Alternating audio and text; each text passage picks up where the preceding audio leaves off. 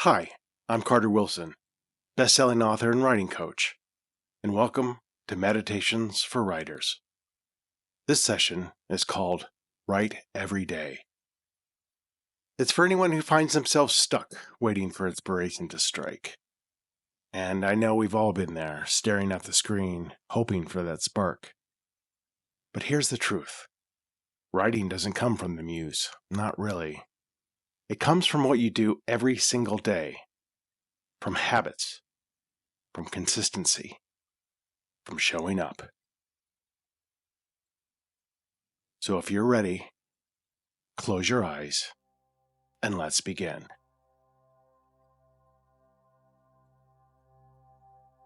Find a comfortable seat. Let your hands rest loosely, palms up. Let your breath settle. No need to change anything. Just arrive.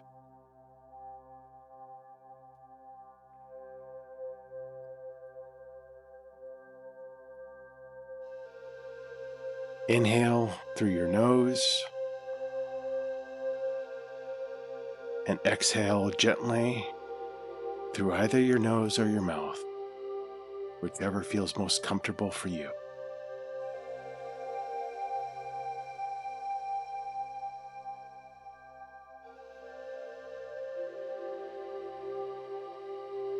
Again, a little slower this time. Feel your body begin to release.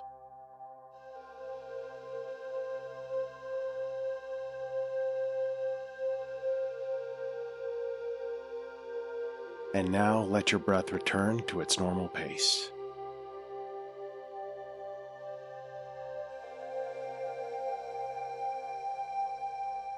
So here's the secret.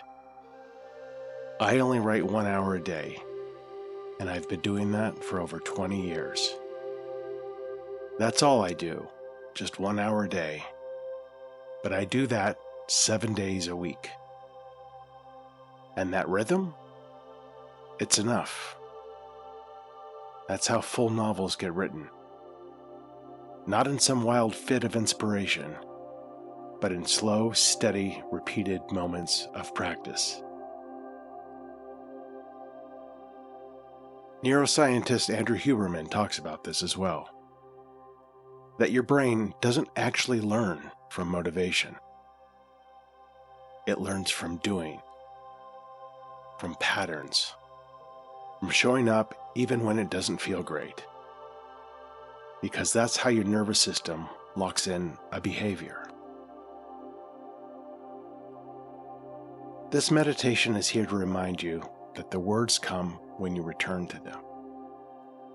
That writing every day, even if it's just for 10 minutes, that's enough to transform you from someone who wants to write into someone who does.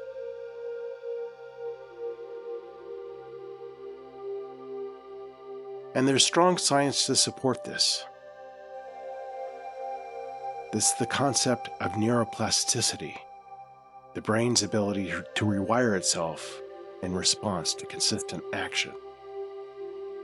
This means your brain is literally reshaping itself based on what you do repeatedly. In the context of writing, neuroplasticity is what allows your creative process to strengthen over time. The more consistently you write, the more your brain adapts to support that process, making it easier to return to the work, to generate ideas, and to enter a state of flow. Habit formation happens not when we feel like doing something, but when we repeat the behavior enough times that it becomes embedded. This is especially true for creative pursuits. The more we write, the more our brains learn to expect that process, prepare for it, and deliver insights, even when we don't feel ready.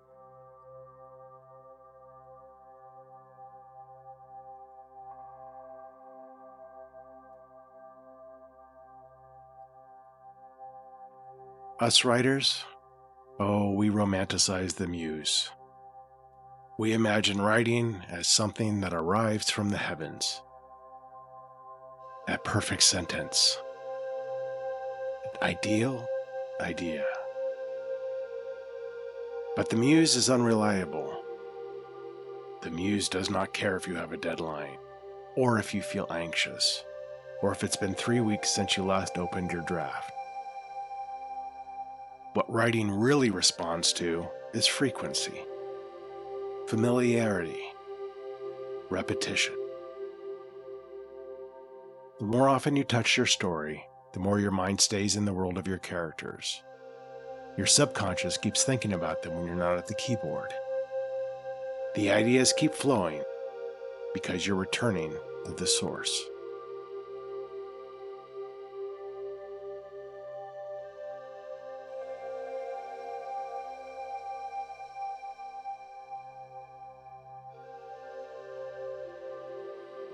Think about how your body responds to exercise.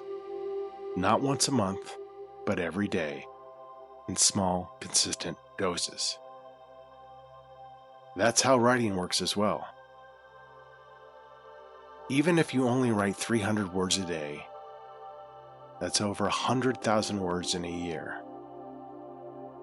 That's a novel. A messy one, sure, but done. And getting that first draft down is the hardest part.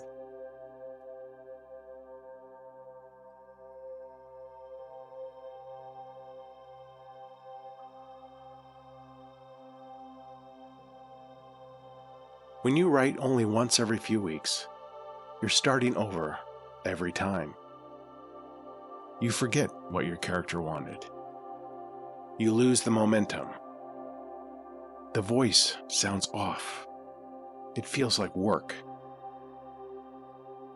And because it feels hard, you avoid it. Then more time passes. The doubt grows.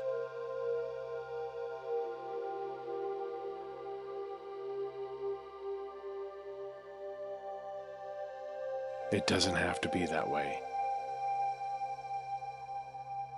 What if, instead, you committed to showing up for just a few minutes a day? Not to write something brilliant, not to have a breakthrough, just to be with the story, just to touch it, keep it warm. The more you do that, the less resistance you face, the less pressure builds. The work stays close. And over time, your mind starts to open the door more easily. The characters speak more clearly. The writing flows faster. Not because the muse finally arrived, but because you built the road.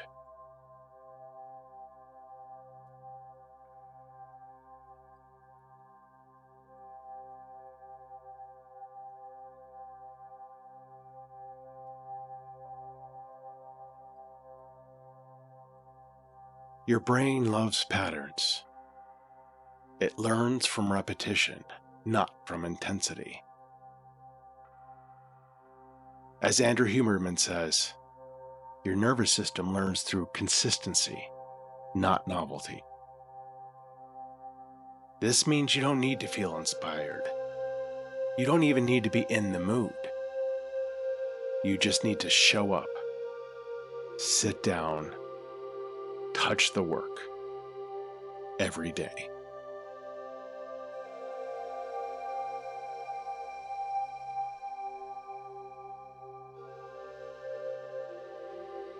Over time, your brain begins to associate the act of sitting down with writing. It becomes automatic.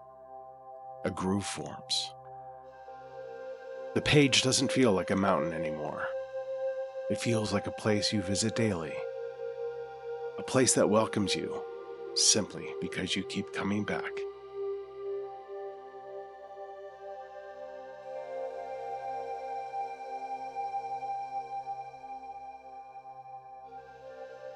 You don't train for a marathon by sprinting once a month. You train by moving every day, bit by bit, page by page.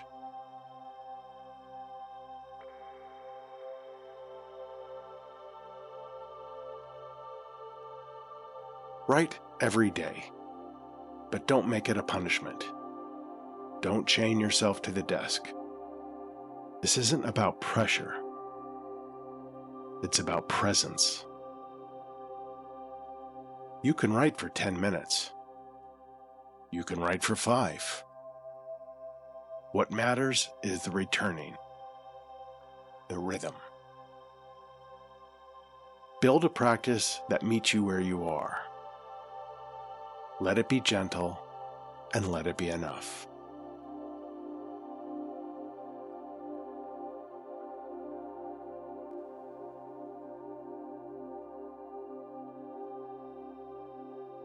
And if you miss a day, you haven't failed. Just begin again the next. No guilt, no shame. The story is still there, waiting for you.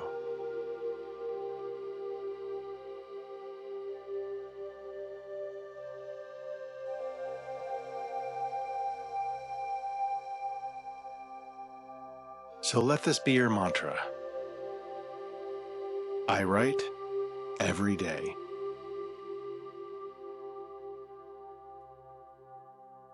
I write every day.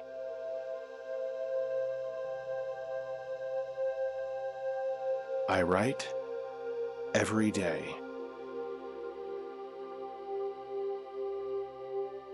One more time with breath. Inhale. I write every day. Exhale and let it go.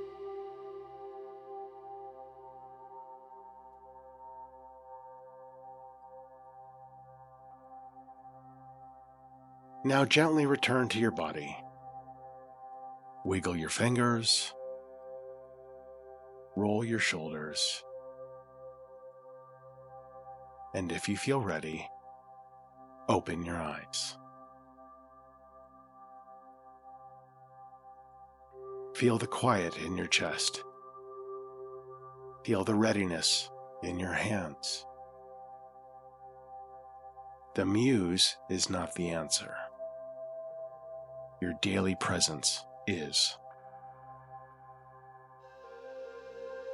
And when you return to your desk, tomorrow, and the day after, and the day after that, remember this. The words are already inside you. You only need to show up and let them out.